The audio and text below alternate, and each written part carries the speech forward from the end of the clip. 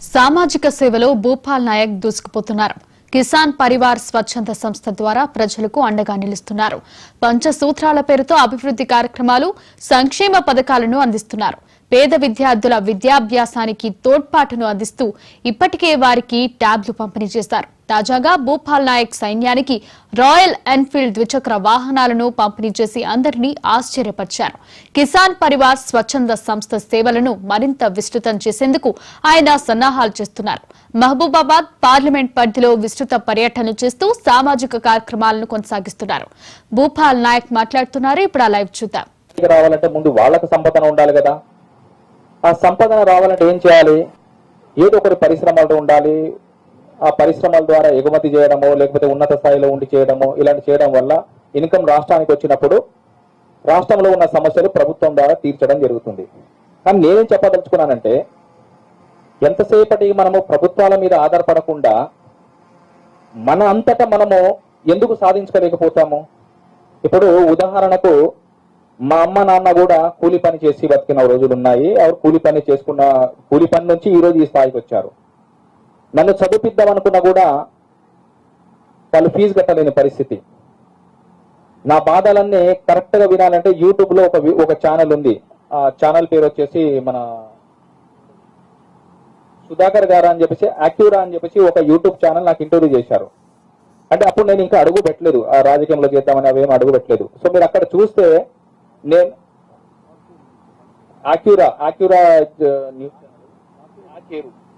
ఆకేరు అని చెప్పేసి ఒక డిజిటల్ మీడియా ఛానల్ ఉంది.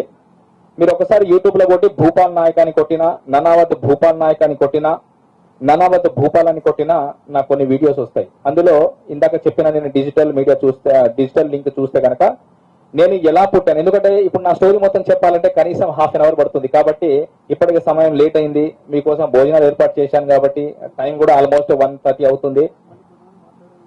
మళ్ళీ కొంతమంది మాట్లాడేది ఉంది కూడా కాబట్టి నేను ఎక్కువ సమయం తీసుకోకుండా నేను సింపుల్ గా ఒక లింక్ చెప్తాను. నేను ఎలా బతికాను, ఎక్కడి నుంచి వచ్చాను, ఏం చేశాను, ఎలాంటి కష్టాలు అనుభవించాను, మా ఫ్యామిలీ గౌరవం ఏంటి, మా అమ్మ నాన్నలు ఎలాంటి కష్టాలు పనిచేసి ఎలాంటి కష్టాలు పడ్డారు, ఇవన్నీ మీకు అక్కడ దొరుకుతుంది. కాబట్టి గ్రౌండ్ స్థాయిలో ఎలా ఉంటుందో తెలుసు, అట్లాగే ఉన్నత స్థాయిలో ఎలా ఉంటుందో తెలుసు. 5 స్టార్ హోటల్లో కూడా తిండి తిన్నవాడిని, రోడ్డు మీద కూడా తిండి తిన్నవాడిని. కాబట్టి సమస్య ఎక్కడ వస్తుంది, ఎలా వస్తుందని చెప్పి నేను జాగ్రత్త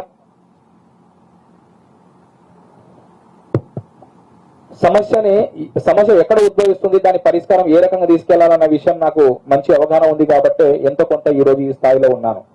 అందుకని సమస్య ఎక్కడ ఉంటే అక్కడ పరిగెత్తడానికి ముందుకు వస్తూ ఉంటాను. అయితే తమ్ముడు ఎందుకు ఆ ప్రాబ్లం వస్తుంది ఒకసారి చూడండి. అయితే ఇప్పుడు ఈ రోజు మీటింగ్ ఏంటంటే మీడియా మిత్రులందరితో కూడా ఈ రకమైన ఒక ఆత్మీయ సమ్మేళన ఏర్పాటు చేసుకొని మీకున్న సమస్యలు నా దృష్టికి తీసుకొచ్చినా, లేకపోతే ప్రజల్లో ఉన్న సమస్యల్ని మనం ఏ రకంగా తీర్చుకుంటూ ముందుకెళ్తామో, ప్రభుత్వ దృష్టిలో కావచ్చు, కొన్ని ప్రైవేట్ సంఘాలు కూడా ఉన్నాయి, కొన్ని ఎన్జిఓ సంఘాలు కూడా ఉన్నాయి. తద్వారా ఉన్న సమస్యలే మనం చాలా అవలీలంగా మనము సాల్వ్ చేయొచ్చు. ఇది పెద్ద విషయం ఏం కాదు. సో మనం ఎవరిని బ్లేమ్ చేయవలసిన అవసరం లేదు. అటు ప్రభుత్వాన్ని బ్లేమ్ చేయని అవసరం లేదు, ఎవరిని బ్లేమ్ చేయని అవసరం లేదు. మన చిత్తశుద్ధితో మనం పని చేసుకుంటా పోతే ఏ సమస్య అయినా సరే ఆ సమస్య చిన్నగా సాల్వ్ అయిపోతుంది. పెద్ద ప్రాబ్లం ఏం లేదు. కాబట్టి నేను ఎప్పుడు మీ అండంటూ ఉంటాను. మీకు ఏ సమస్య వచ్చినా కూడా మీతో పాటు ఉంటాను. సో కాబట్టి ఎప్పుడు ఏ సమస్య ఉన్నా కూడా నా దృష్టికి తీసుకొచ్చే ఖచ్చితంగా సాల్వ్ చేసే ప్రయత్నం చేస్తానని చెప్పేసి మీకు మాటిస్తున్నాను. ఆ భాగంలోనే మీకు ఇన్సూరెన్స్ అని చెప్పేసి ఈ రోజు అనౌన్స్మెంట్ చేయడం జరిగింది. సో దానికి ఇన్సూరెన్స్ ఎలా చేయాలి, ఎట్లా చేసుకోవాలి, ఏంటని చెప్పే విషయానికి వస్తే కనుక ఆ మండలి ఇన్ఛార్జీలు పక్కన పెడితే మా కాన్స్టిట్యున్సీ ఇన్ఛార్జ్ అని చెప్పి, కాన్స్టిట్యున్సీ ఇన్ఛార్జ్ అనే దానికన్నా జిల్లా ఇన్ఛార్జ్ అనడం కరెక్ట్ ఏమో, సురేష్ అని చెప్పేసి ఉంటాడు, లేకపోతే రాంబాబు అని చెప్పేసి ఉంటారు. సో మీకు ఇంతకుముందు ఏ రకమైన ఫోన్లు వచ్చినా అట్లాగే ఫోన్ వస్తుంది. సో దానికి సంబంధించిన డాక్యుమెంటేషన్ ఏం కావాలో ఆ డాక్యుమెంట్ మీరు చేస్తే మీ పాలసీ అనేది మీ ఈమెయిల్కి రావడమా లేకపోతే మీకు వాట్సాప్ పంపించడమా ఏంటంటే ఆ కార్యక్రమం చేసుకుని మీరు ఎన్రోల్ చేసుకుంటే that can be possible. Thank you మిత్రులారా. ఇంకేమన్నా కొంతమంది మన మిత్రులు కూడా కొంతమంది మాట్లాడాలి కాబట్టి వాళ్ళ సందేశాన్ని కూడా మీకు ఇవ్వాల్సిందిగా కోరుకుంటాను. Thank you.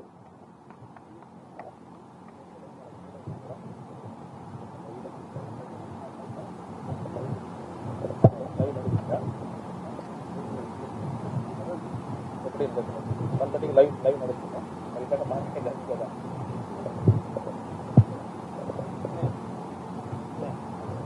అయితే ఈరోజు 3 కార్యక్రమాలు. ఒకటి ఇంపార్టెంట్, అన్నిటికన్నా ఇంపార్టెంట్ ఏంటంటే మీతో చిట్ చాట్ చేద్దామన్నట్టుగా ఆత్మీయ సమ్మేళనంగా మీతో మనసిప్పి మాట్లాడుకోవడానికి అవకాశం ఉంటుందని ఒకటి.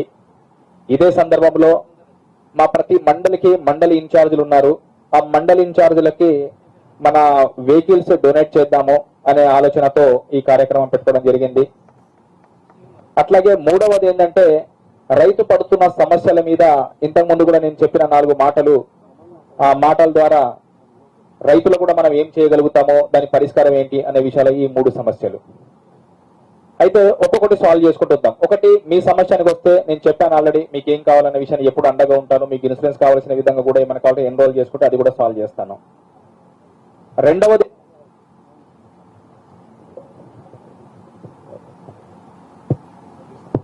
హలో మండలి ఇన్ఛార్జ్ గారిని పిలిపించి వాళ్ళకి చేద్దామా, ఏం చేద్దామా?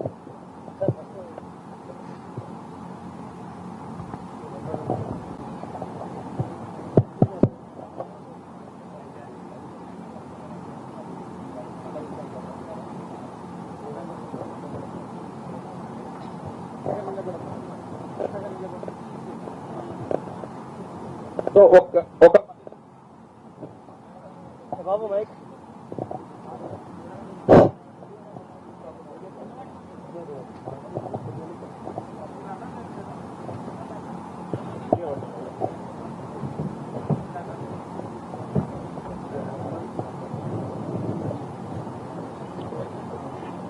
అయితే ఒక 10 నిమిషాల తర్వాత మన మండలి ఇన్ఛార్జ్లు అందరూ వస్తారు. వాళ్ళకు కూడా మన వెహికల్ పంపిణీ కార్యక్రమం చేద్దాము. అంతలోగా రైతు సమస్యల మీద ఒక 2 నిమిషాలు మాట్లాడదామని చెప్పేసి అనుకున్నాను. ఇంతకుముందు మాట్లాడినట్టుగానే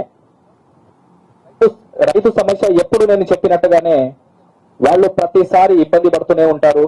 విత్తనాలు వేసే దగ్గర నుంచి, విత్తనాలు వేద్దామంటే కల్తీ విత్తనాలు, చెట్టు పెరిగిన తర్వాత దాన్ని మందు కొడదామంటే కల్తీ మందు, పంట పండిన తర్వాత దానికి అధిక దిగుబడి వస్తుందంటే అధిక దిగుబడి రాదు. అయినా కష్టపడి ఏదో ఒక రకంగా దిగుబడి తీసుకొస్తారు.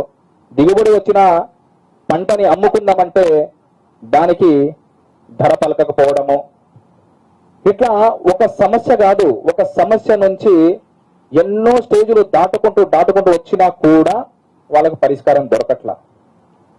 ఉదాహరణకు ఇంతకుముందు చెప్పాను నేను, ప్రతి వస్తువుకి ఒక ఎంఆర్పి రేట్ ఉంటుంది. ప్రతి వస్తువుకి మీరు ఏదైనా చూడండి, ప్రతి వస్తువుకి ఒక ఎంఆర్పి రేట్ ఉంటుంది. ఈరోజు టేబుల్ మీద ఉన్న ఈ పూలకు కూడా ఒక ఎంఆర్పి రేట్ ఉంది, ఆ లైట్కు ఎంఆర్పి రేట్ ఉంది, ఈ మైకుకి ఎంఆర్పి రేట్ ఉంది, ప్రతి దానికి ఎంఆర్పి రేట్ ఉంది. కానీ రైతు పండించిన పంటకు ఎంఆర్పి రేటు ఎందుకు లేదని చెప్పి నేను చాలా రోజుల నుంచి క్వశ్చన్ ప్రశ్నిస్తూనే ఉంటాను. కాబట్టి మనము దీనికి ఏ రకమైన పరిష్కారం ఇవ్వాలి అనే ఒక ఆలోచనతో ఇప్పుడు మనం ఈ కాన్స్టిట్యున్సీ లెవెల్లో ప్రతి మండలానికి ఒక గోడౌన్ నిర్మించుకుంటే